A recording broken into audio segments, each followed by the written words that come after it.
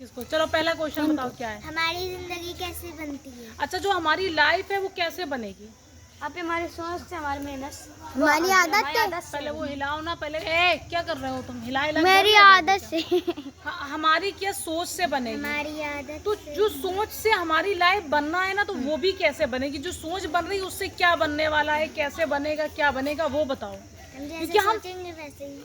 और जैसे कि जो काम आज हम कर रहे हैं वही हमारा फ्यूचर तय करता है। वो तो काम आपका फ्यूचर तय करता है, वो तो सब कुछ ठीक है, आपका मतलब भी ठीक है। उसकी और डेप्थ में जाओ कि जो हमारी थिंकिंग है, जो हम काम कर रहे हैं, देखो पहले जो भी हम करेंगे उसको हम सोचेंगे, ठीक, वो हमारी थिंकिंग से होकर गुजरेगा। लेकिन जो थिंकिंग में हम सोचेंगे वो कैसे चीज़ें डेवलप होंगी, उनका थोड़ा सा बता दो। कोई भी चीज दो बार क्या होता है, दो बार वो अस्तित्व आती, मतलब कोई भी चीज अगर दुनिया में क्रिएट हो रही है, बन रही है, तो वो दो बार बनेगी। पहले हमारे माइंड में इमेजिनेशन होगा ना, क्योंकि पहले जब तक हम इमेजिनेशन नहीं कर सकते तब तक हम काम भी नहीं कर सकते। फॉर एग्जाम्पल कि जैसे कोई प्रोडक्ट बनाना है, पहले तुम सीधे खड़े हो जाओ। जैसे कि कोई हमें प्रोडक्ट बनाना है, तो हमें पहले सोचना पड़ेगा, पहले हम सोचेंगे और उस तरीके का हम सोच लेंगे। जैसे वो एडिसन था ना, वो सोच रखे था कि उसको क्या करना है, बल्ब बनाना है। बल्ब भी नहीं पता उसको, ये पता था कि हमें कुछ ऐसा बनाना है जिससे रोशनी आए, रात में भी उजाला हो जाए।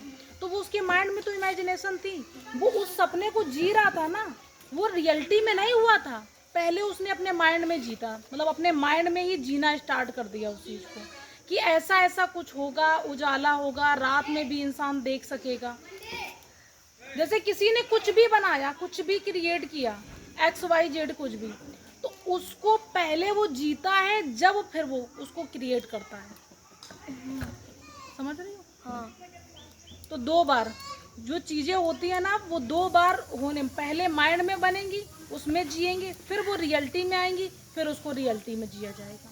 मतलब दो बार उन चीज़ों को हम जीते हैं, तब वो रियलिटी में चेंज होती है। एक चीज़ को बनने के लिए वो दो बार अस्तित्व में आती है, एक बार माइंड में, एक बार रियलिटी में। समझ गए हो? समझ गए हो या नहीं समझे? समझ गए। Very good. इसका नेक्स्ट बताओ, नेक्स्ट क्या है? अंतिम दिन की कल्पना करना क्यों जरूरी है? दैट्स मीन तुम क्या चाहते हो एंड में? अच्छा, अंतिम दिन की, जो हमारा लास्ट डे है, उसकी कल्पना करना, दैट्स मीन कि जैसे मैंने कल क्वेश्चन बताया था ना कि हर काम का रिजल्ट पता होना क्यों जरूरी है। क्योंकि अगर हमें काम का रिजल्ट पता होगा तो क्या होगा कि हम काम बहुत बेहतर तरीके से करेंगे।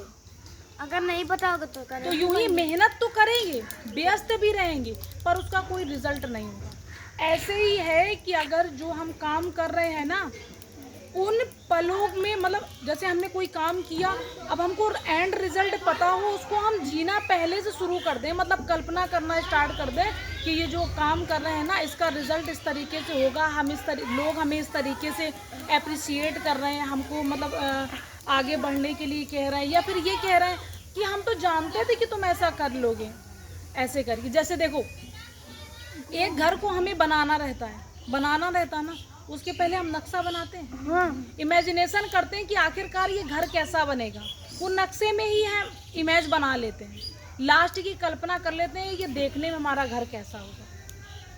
या फिर कोई राइटर है, बुक लिख रहा है, उसको लिखने से पहले पता होगा कि ऐसी बुक लिखनी है, ऐसे ऐसे करके करना। या फिर कोई फिल्म मेकर है, फिल्म बना रहा है या फिर फिल्म में राइट कर रहा, उसको सब पहले से चीज़ें पता होती हैं कि इस तरीके का इसका रिजल्ट होगा।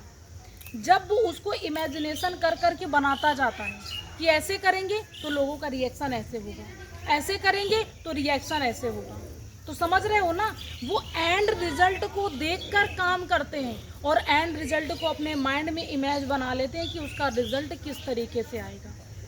और जब उनको ये पता रहता है कि इसका रिजल्ट इस तरीके से आएगा, तो उनके एक्शन भी वैसे होते हैं, और उस तरीके से नहीं भी आया लेकिन मिलता जुलता ही आता है।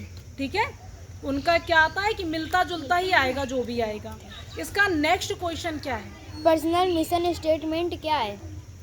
Personal mission statement, personal mission statement होगा कि खुद की अपनी पर्सनल चीज़ों मतलब अपने कोई स्टेटमेंट बनाया, कुछ बनाया कि हमें ऐसा काम करना है, यहाँ पर पहुँचना है, वहाँ पर पहुँचना है, 10 साल बाद, 5 साल बाद।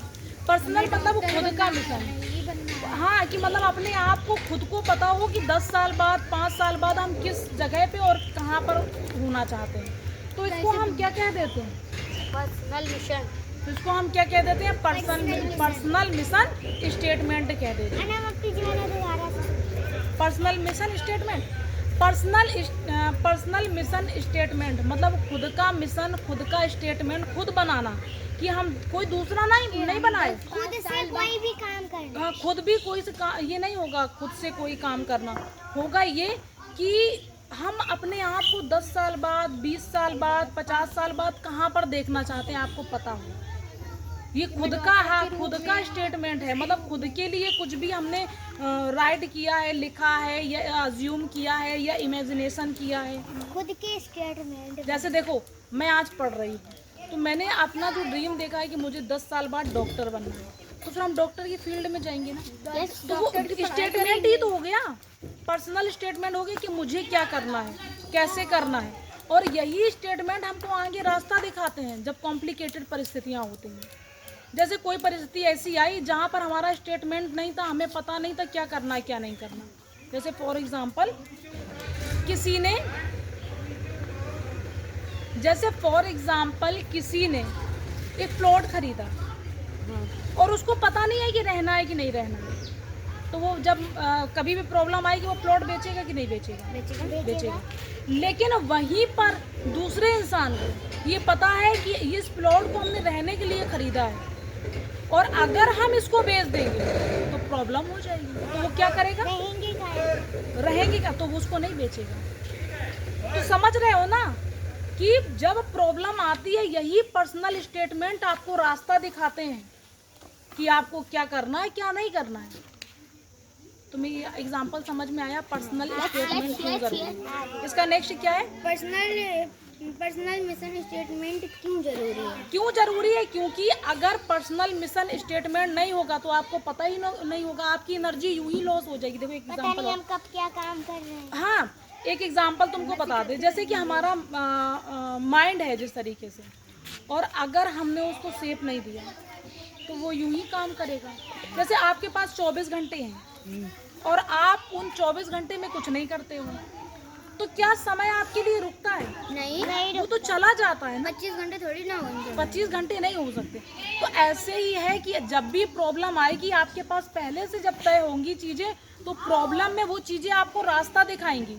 जैसे प्लॉट वाला मैंने एग्जांपल बताया कि प्लॉट आपने रहने के लिए खरीदा है, तो आप कभी नहीं बेचोगे, क्योंकि आपके पास और कोई चारा नहीं है।